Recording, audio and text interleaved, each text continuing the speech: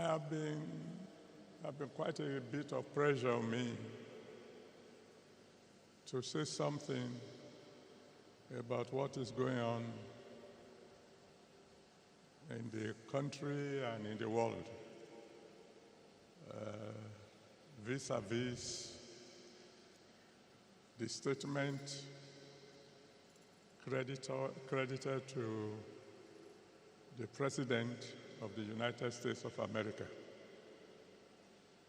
concerning the issue of genocide or no genocide in Nigeria. I am not speaking to the world. I am not speaking even to the Christian body. Why? Because I'm a man under authority. I've told you that a long, long time ago. In Nigeria, there is what is called the Christian Association of Nigeria. And we have a president of the Christian Association of Nigeria. And we are under his authority.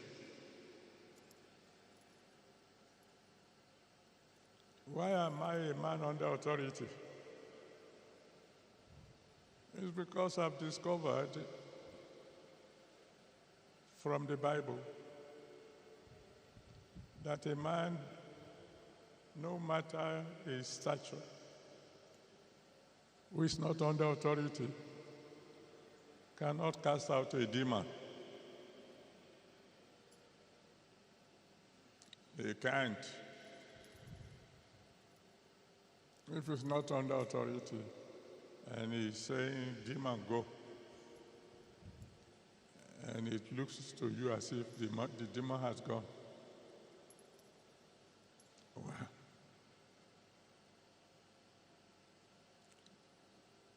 since I was born, I had carried placards only twice.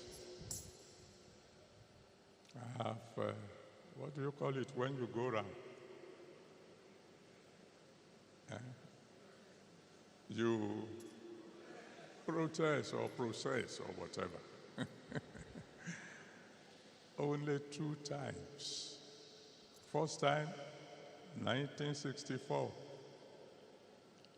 as a student at the University of Nigeria, Nsukka, Enugu campus. I protested, I went on procession because the people who organized the protests are radicals. And if they say we are going on a procession and you don't join them, they come and meet you in your room in the hostel, and God have mercy on you. So, even though I didn't quite agree with what they are protesting about, Nsukka is a bit far from Ifewara. And I went to study, not to have my head broken. So when they said we'll go, I said, yes, here we go. The second time ever was some years ago when the Khan president at that time said all churches should protest around the streets where their churches are, protesting against killings going on in Nigeria particularly against Christians. On that day, on the Sunday that he said we should go out, I went out around Ebute Metta. It was in the news. If you go into the archive, you see the television people. I think they came specially to cover me. And the focus of my placard, if I know a time like this will come, maybe I would have I would have kept a video. On my placard, I wrote, "Every soul is precious to God." That's what's in my own placard, and I carried it myself. Every soul is precious to who? To God. Christian souls, Muslim souls, even enemy souls. That's what I believe then. That's what I believe now. Because every soul you kill, for whatever reason,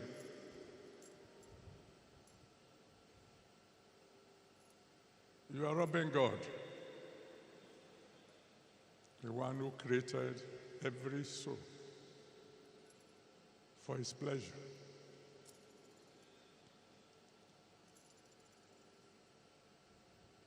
And until the president of Ghana says something about the issue that is going on, I will not be talking. What do you mean you will not be talking? I mean, I won't be talking to the people outside. There's nothing wrong in me talking to my own children.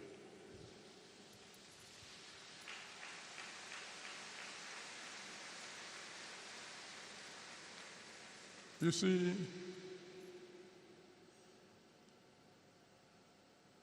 there was a time in Nigeria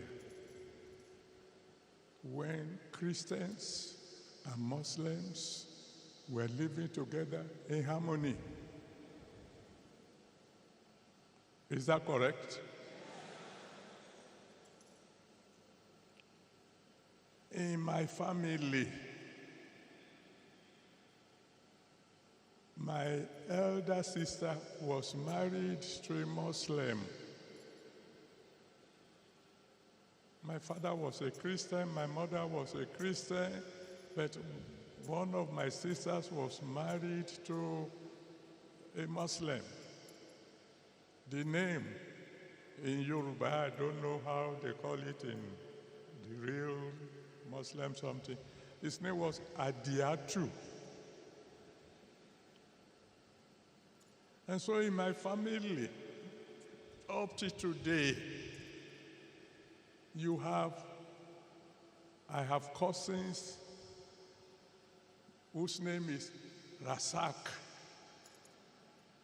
I have people who call Musili, whatever they call it, the correct something, and so on and so forth.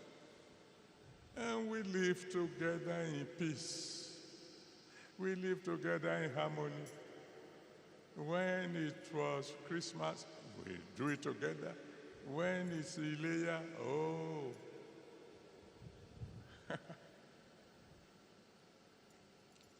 I had an uncle who loved me very well.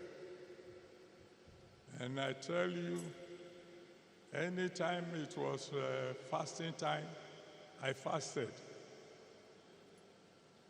Not like him, oh.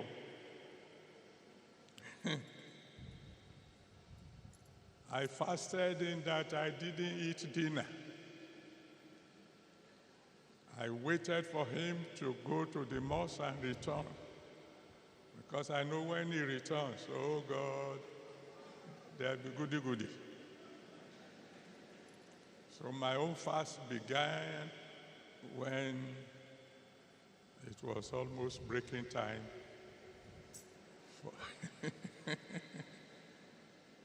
And I'm telling you, that man loved me like nobody else, even though my name is Enoch.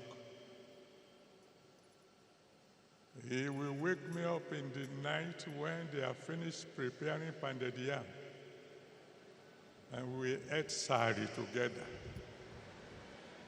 That didn't stop me from breakfast when going to school.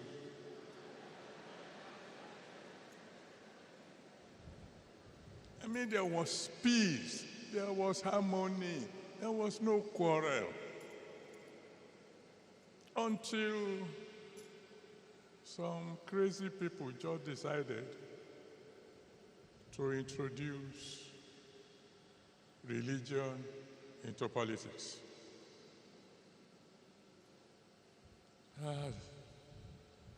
That's when everything went wrong.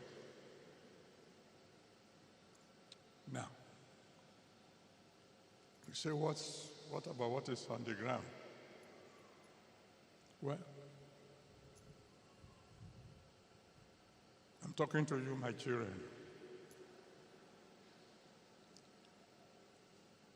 In my own usual quiet way, I had related to all the presidents who were around when this trouble started. What did you tell them? Whatever I discussed between me and the big ones, top privacy.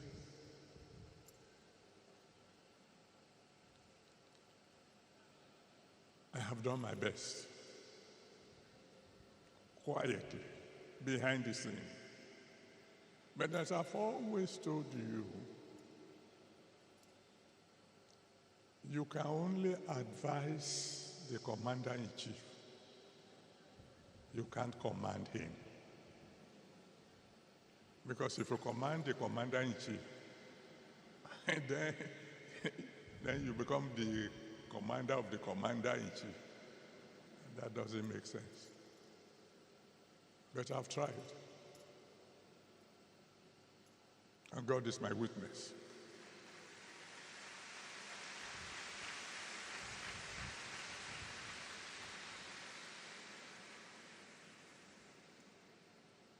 So then, I don't want to take much of your time.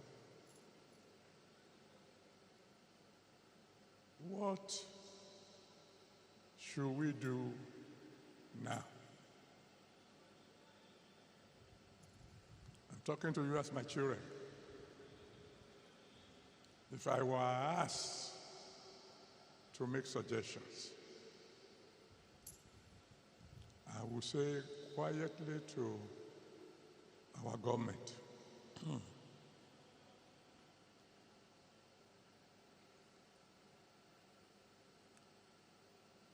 move fast.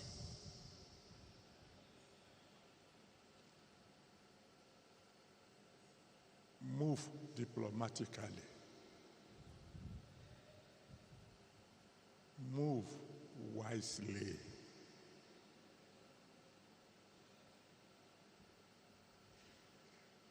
Find a way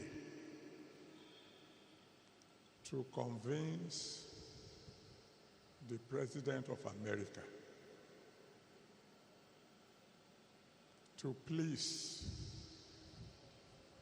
delay his actions for about 100 days.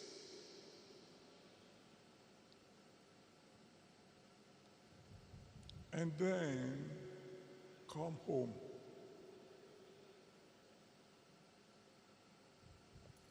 and tell our security chiefs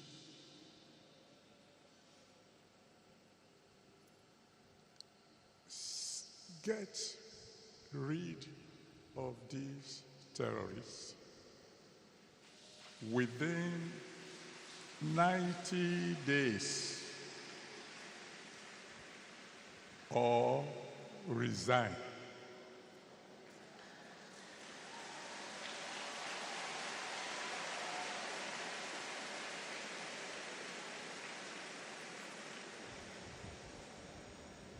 Now that, I'm sure, will sound familiar to those of you who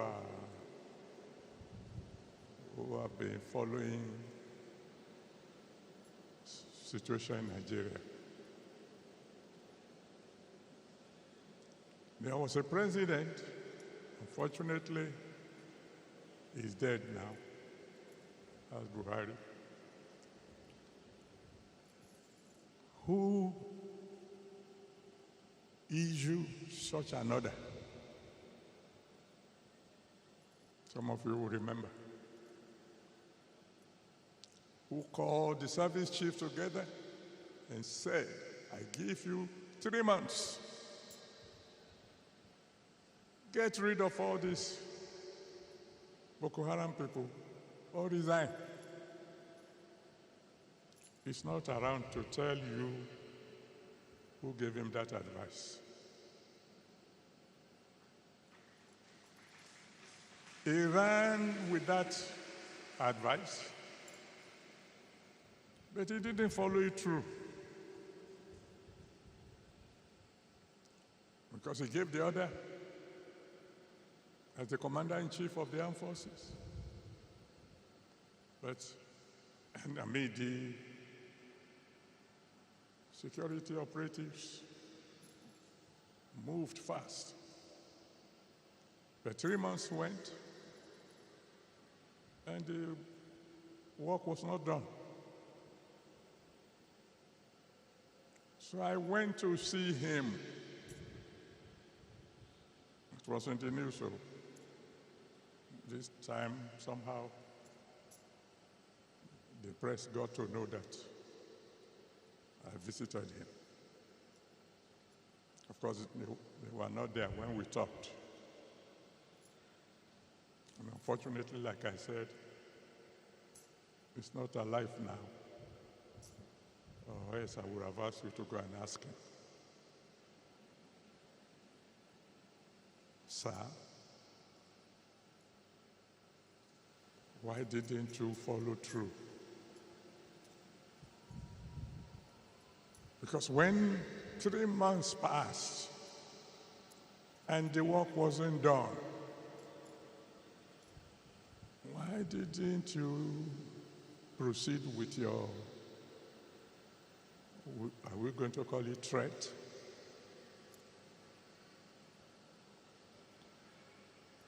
I won't tell you the details, but one thing came out of that meeting.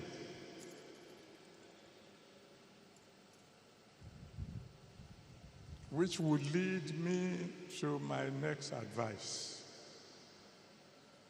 to our government.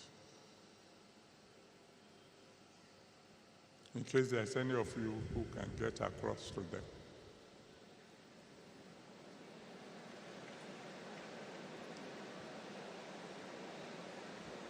That when giving orders to the service chief this time round, we should make it clear to them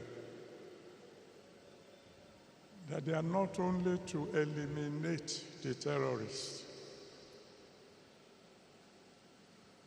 they should eliminate their sponsors.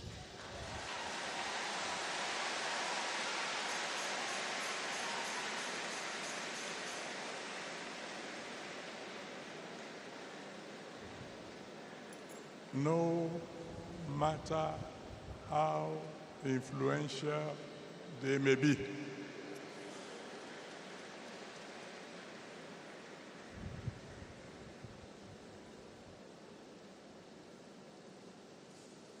When I say my people, when I say our leaders should move fast, move diplomatically, they have to be and move wisely.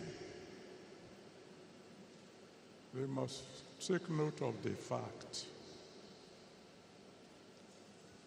that if America should attack us, China is not coming to defend us. Russia will not come to defend us. All the so-called world leaders, they will talk. They will condemn what America had done in strongest terms. But that's all they will do. That's all. Britain is not going to come and help us. No foreign or no other foreign powers will come to our aid. This is not the time for joking. This is not the time for grammar. This is not the time for, I don't know a simple word for semantics. It's not the time when you begin to argue. Is it, what do you call it? Suicide, or what are they calling it? What's the language?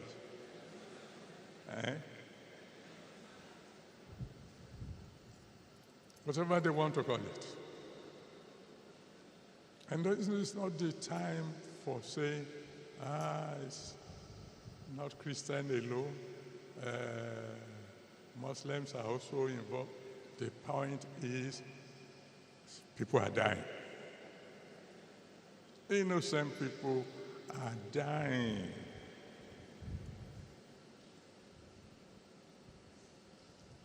I almost spoke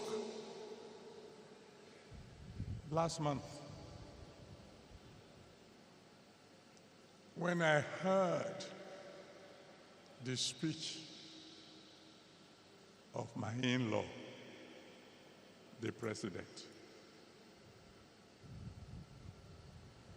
When I heard the speech, particularly that section that spoke about security, and you can go and listen to it again, where I heard him say, all is well now, that displaced people have returned to their villages, and I almost spoke, I almost said,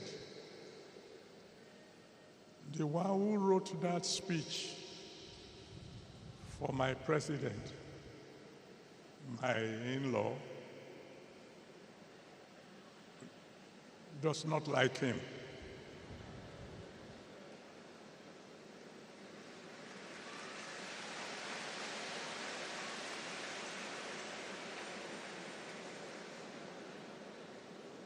And if you want to say, what do you mean? Somebody wrote it, but it's the president who read it.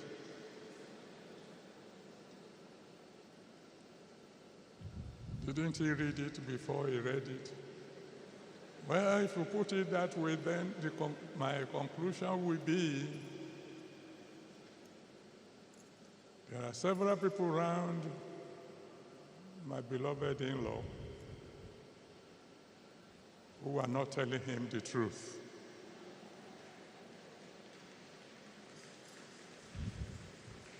But that's all right, because, I think the following day in the newspapers we read about a traditional ruler being killed, whether in Kwara or Kogi, while the wife was hiding somewhere in the house. But it's not the time for apportioning blames. Our president inherited this problem. It started before him. And in any case, I am an applied mathematician.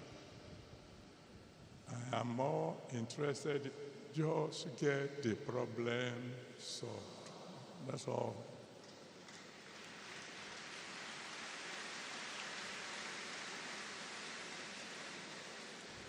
Let's let the government use diplomatic method to convince President Trump to give us 100 days of grace. Call our service chiefs. Fortunately, they are new. Perform within 3 months or resign. Now, where do you come in? You want to ask me, Daddy, you want to tell us you had no idea that something like this is coming?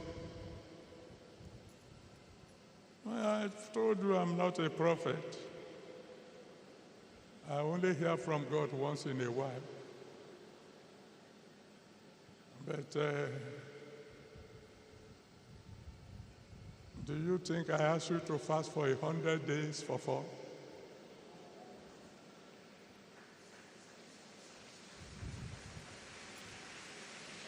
Didn't I share with you, my children? Didn't I share with you that God says this will be a remarkable year? Didn't I share with you that God said that the wind that was blowing last year, that started blowing last year, is going to become a bit more violent this year? Did I tell you?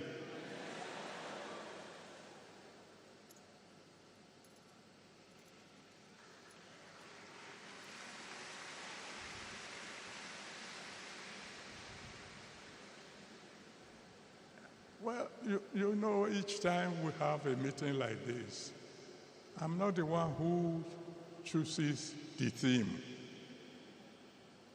It's God. Whatever He asks me to talk on, that's what I talk on. Now, concerning what we are still discussing, by this time next week, we will be having a Holy Ghost service in Abuja. And when we were asking God what will be the theme, He gave us the theme, Fear Not.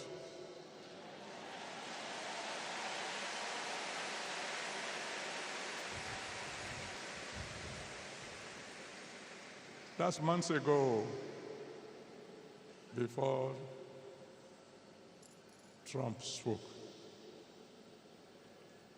And anybody who knows the Bible knows that the only time God will say fear not is when there is something to fear.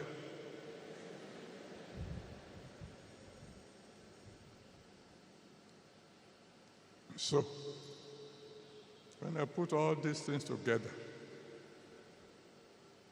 I know in this year that God says will be remarkable. one way or the other, there will be peace again in Nigeria.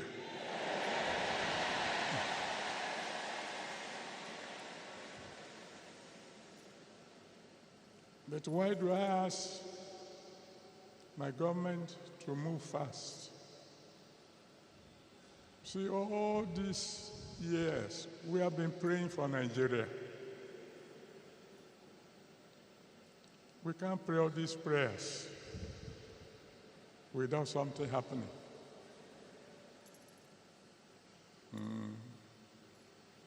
Unless God is no longer on his throne and is on his throne. And you see, I'm saying it again. I'm a mathematician, an applied mathematician. And there is a law called Newton's law of motion. You know what it says? It says a body will remain at rest or maintain uniform motion in a straight line, except an external force compels it to do otherwise.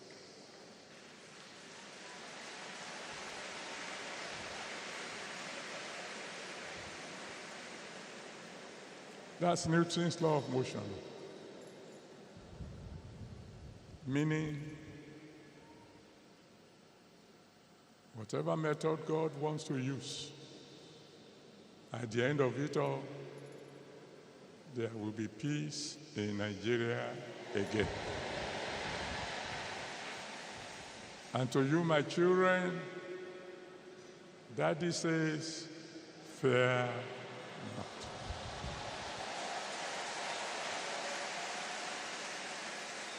God bless you.